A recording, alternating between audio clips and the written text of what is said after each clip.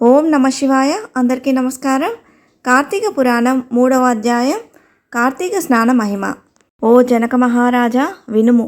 కార్తీక మాసమందు స్నానము, దానము, జపము మొదలైన పుణ్యములలో ఏదైనాను స్వల్పమైనా చేసిన ఎడల ఆ స్వల్పమే అనంత ఫలప్రదమగును. స్త్రీలు కానీ పురుషులు కానీ అస్థిరమైన శరీరంను నమ్ముకొని శరీర కష్టమునకు భయపడి కార్తీక వ్రతంను చేయని ఎడల 100 మారులు కుక్కగా పుట్టుదురు అని చెప్పసాగెను. కార్తీక పున్నమి రోజున స్నానదానములు ఉపవాసం చేయని మనుష్యుడు 1,000,000 మార్లు చండాలుడై జన్మించును.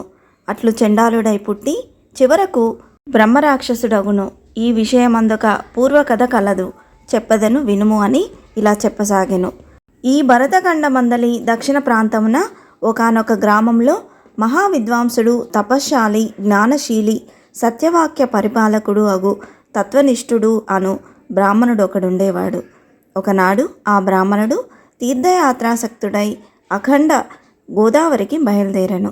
ఆ తీర్థ సమీపమున ఓ మహావట వృక్షంపై భయంకరమైన ముఖముతోనూ దీర్ఘకేశములతోనూ బలిష్టములైన కోరములతోనూ నల్లని బాణ పొట్టలతోనూ చూచువారికి అతి భయంకర రూపాలతో 3 బ్రహ్మరాక్షసులు నివసించుచు ఆ దారిన పోవు బాటసారులను బెదిరించి వారిని భక్షించుచు ఆ ప్రాంతమంతయు భయకంపితం చేయుచుండిరి.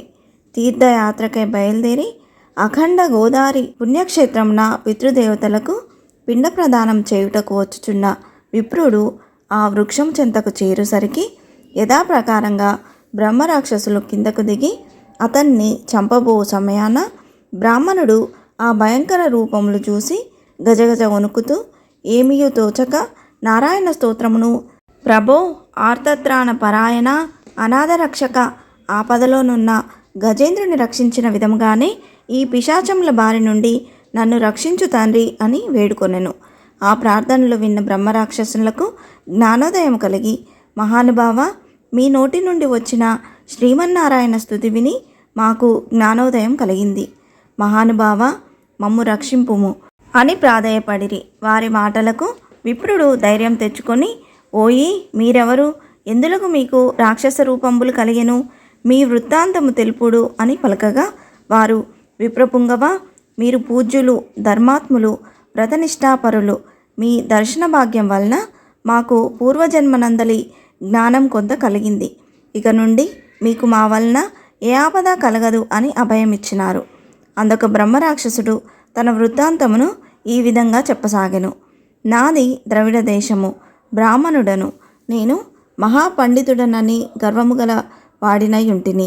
న్యాయాన్యాయ విచక్షణలు మాని పశువు వలె ప్రవర్తించి తిని. బాటసార్ల వద్ద, అమాయకపు గ్రామస్తుల వద్ద దౌర్జన్యంగా ధనం లాక్కొనుచు దుర్వ్యసనాలతో భార్యాపుత్రాదులను సుఖపెట్టక పండితులను అవమానపరచుచు లుబ్ధుడనై లోకకంటకునిగా నుంటిని.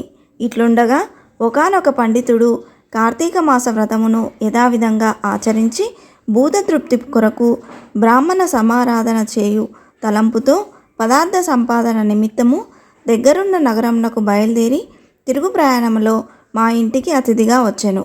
వచ్చిన పండితుని నేను దూషించి కొట్టి అతని వద్దనున్న ధనమును వస్తువులను తీసుకొని ఇంటి నుండి గెంటు వేసినాను.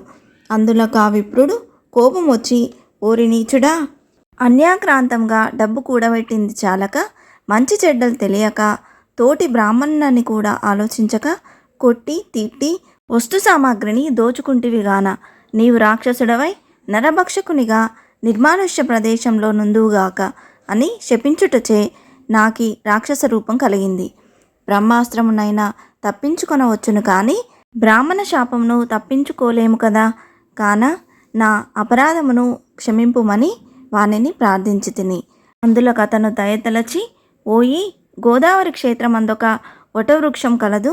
నీవందు నివసించుచు ఏ బ్రాహ్మణుడు కార్తీక వ్రతం ఆచరించి పుణ్యఫలమును సంపాదించి ఉండునో ఆ బ్రాహ్మణుని వలన పునర్జన్మ నొందుదుగాక అని వెడల్పోయెను.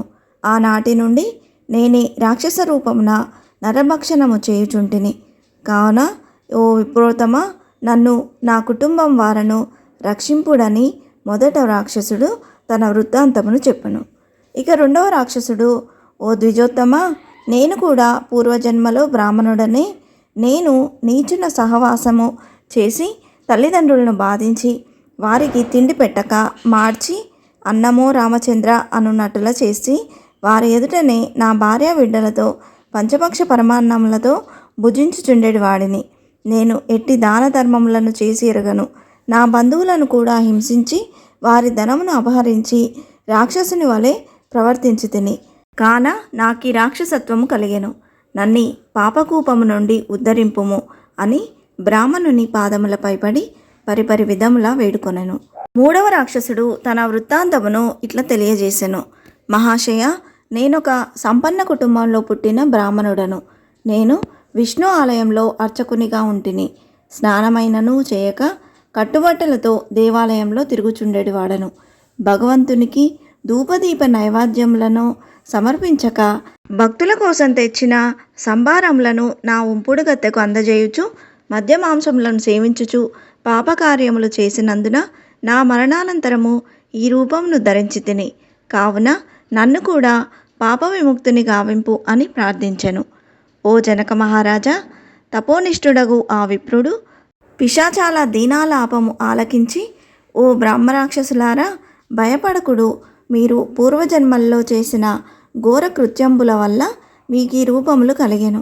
నా వెంట రండు, మీకు విముక్తిని కలిగింతును అని వారిని ఓదార్చి తనతో కొనిపోయి వారికి విముక్తిని కల్పించాలనే సంకల్పంతో తపశ్శాలి, జ్ఞానశాలి, సత్యవాక్య పరిపాలకుడైన ఆ బ్రాహ్మణుడు కార్తీక వ్రత ఫలం ఆచరించి ఆ ముగ్గురిని యాతనా విముక్తికై సంకల్పం చెప్పుకొని తానే స్వయంగా గోదావరిలో స్నానమాచరించి స్నాన పుణ్య ఫలమున ముగ్గురు బ్రహ్మరాక్షసులకు దారపోయగా వారి వారి రాక్షస రూపములు పోయి దివ్య రూపములు ధరించి వైకుంఠంన కేగిరి.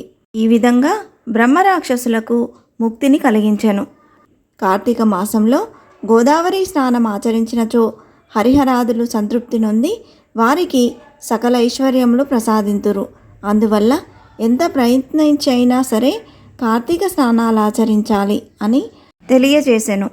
స్కాంద పురాణాంతర్గత వశిష్ఠ ప్రోక్త కార్తీక మహత్య మందలి 3వ అధ్యాయము 3వ రోజు పారాయణము సమాప్తం.